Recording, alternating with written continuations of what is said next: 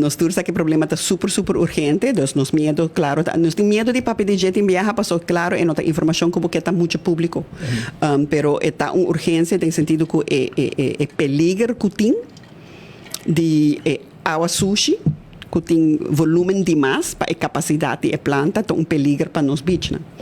E pensei nós queremos que seja peligro para a gente nossa economia. Mas tem o problema de rolo que está afetar, claro, turista não é local não e hotel não que tem business em banda. Você não está falando de falta de processo de machine? Sí, pero lo que me comenta que el caso es pasar y el rolo está afectando el business. Entonces, lo que, claro, cuando estamos sintiendo que se me está corregir y cuando se cumple lo que corte dicta.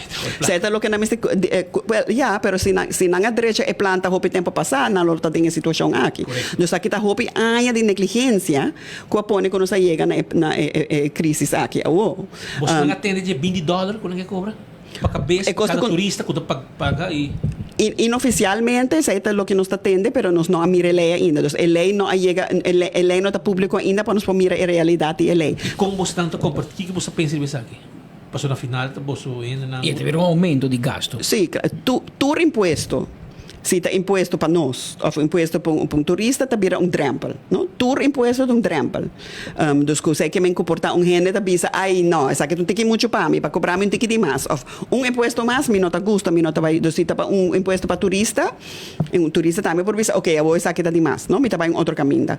De outra banda, mas este balance que é hecho com está um problema urgente que nós mester nos por queda llora que está tem hopi aire de negligência nos por queda grita reclamar pero actualmente lo que nos mester é uma solução